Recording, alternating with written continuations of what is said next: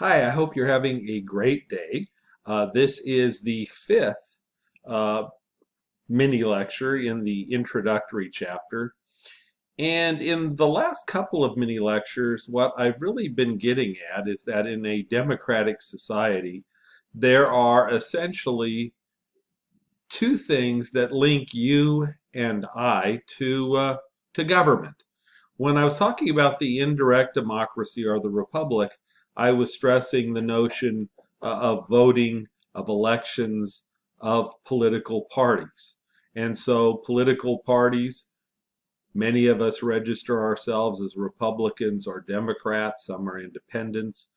But you will notice that in order to get elected, candidates tend to label themselves as Democrats or Republicans in order to win elections. And of course, a party endorsement is called a nomination. So in this upcoming election that's coming up, the nominee of the Democratic Party, Mr. Biden, will go against the nominee of the Republican Party, Mr. Trump, and one of those two is going to win this presidential election that is coming up.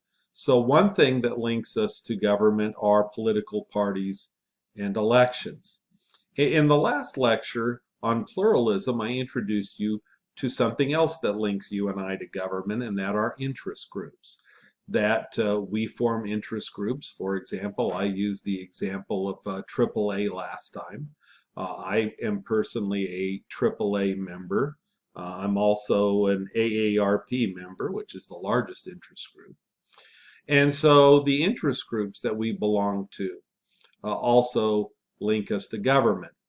Now, the primary difference between political parties and interest groups, and there are a couple, uh, political parties tend to be larger. We call them umbrella organizations. They have to be larger because political parties don't just engage in lobbying, which is what interest groups do. Right? Political parties want to influence the government, but they want more than that. Political parties want to actually be the government. So political parties not only engage in lobbying, but they engage in what we call electioneering. They actually want to be office holders. So you see Democrats and Republicans in Congress, for example. The interest groups that I talked about organize, they want to influence representatives, but they don't want to directly elect their members to office. So you don't have the NRA party or the National Organization for Women party or the NAACP party or whatever it happens to be. Now, there may be representatives who belong to those interest groups, but interest groups are interested in lobbying and political parties are focused on electioneering. Now, pluralism sounds like a good idea, right? That on a day-to-day basis we have representation, that political parties take our interests, whatever they happen to be, to government officials. It sounds like a great thing that the representatives will make laws on our behalf because interest groups will let them know what our concerns are. There are obviously some potential problems with that. First of all, as I pointed out at the end of the last lecture, according to the iron law of oligarchy, and put some stars there, in any given group, only a few people wield power or influence. So, for example, us AAA members, we became AAA members because we were interested in the services they could provide, whether it was the tow service or whether it was getting our batteries changed or recharged or whatever it happens to be. And so we don't monitor the group very closely. And some would say that often the leaders of these groups have very different interests than the rank and file. That would be like you and I. Under 3b, I've listed hyperpluralism, and many say that this is the major problem of pluralism in America today. That interest groups have captured or disproportionately influenced government, that there are far too many interest groups, they have far too much money, far too much influence, and that in this particular case, not only do they try to influence public officials, The argument is that they have so much power that they determine who the representatives are. And so in this particular case, the most powerful interest groups, which tend to be moneyed interests, actually are those that are influencing the governmental agenda, and not you and I. Now, the response from the pluralist is there's no question that there's a lot of money and that the powerful do have influence. But the pluralists do point out, and I gave you an example of that, is that if public policy becomes too disproportionate, if people's fundamental demands are not met, new groups will rise up spontaneously. And I gave you the example of the anti-war groups during Vietnam. I gave you the more personal example of Mothers Against Drunk Driving.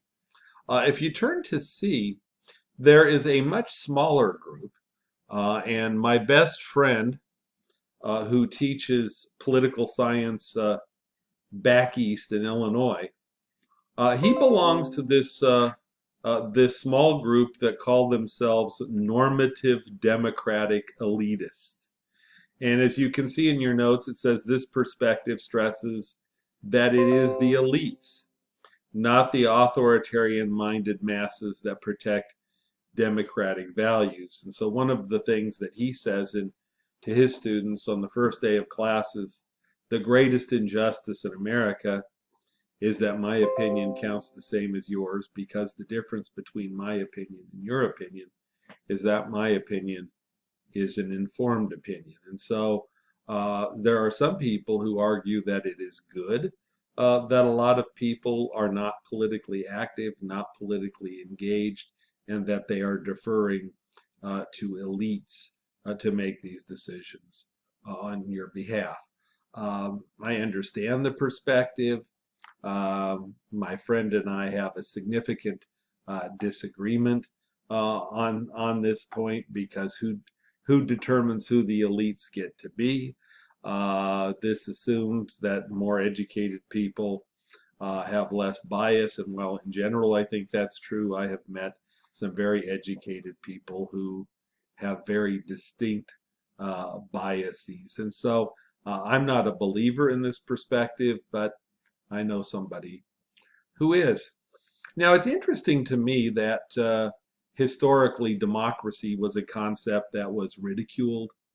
Aristotle, and you can follow along in your notes, Aristotle said that democracy is a government in the hands of low birth, no property, and vulgar employments. Plato advocated an aristocracy of the guardians, or a philosopher king. When I get to the Constitution in the next section, I'm going to come back to this concept, but certainly if you look at Aristotle, who was my favorite of the ancient Greeks, went around, he was the first comparative political scientist. He looked at governmental systems throughout the Greek world, and he believed in this mixed system, right? A political system where there were checks and balances, right? Where some political power was in the hands of rule of the one, and other power would be rule by the few and rule by the many. And certainly you could argue that Aristotle's ideas is seen in American government. We see the rule by the one in executives. At the national level, rule by the one would be the president. Obviously, the president has a cabinet, has a White House staff, an executive office of the president, but ultimately the final decision maker, right, to use Harry Truman's phrase, the buck stops here, is the president. At the state level, rule by the one is the governor, for example. If you look at rule by the few, this would be the judiciary, the Supreme Court at the national level, where, as I mentioned earlier, the Constitution is whatever 5 Supreme Court justices say it happens to be. And rule by the many would be the Congress. We have 435 House members. We have 100 senators.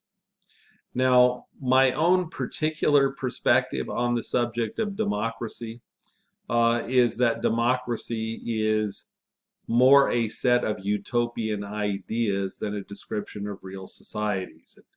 The textbook that I used before Greenberg and Page, I loved the title. The title of the book was Approaching Democracy. And the beauty of the title was, of course, that as an ideal, we can do better or we can do worse. And certainly, if you take a look at voting, there are a lot of people today who can participate that couldn't participate at the time of the Constitutional Convention. We have become more inclusive. But there are still a lot of barriers. There still are a variety of impediments to a truly democratic society. And again, the question of democracy, whether it is just political equity or whether you need economic and social equity, is a question perhaps that we can discuss more later. And certainly when I get to the Constitution, I will pick this discussion up. I want to go to your Roman numeral 3, political values. And I want you to think about this for a minute or so as I'm speaking. You can see in your notes there are 3 words there: freedom and order and equality. And a lot of people try to put an emphasis on one over the other. And my basic assumption is that in a truly democratic society, you would want all 3 of these. You would want freedom, order, and equality.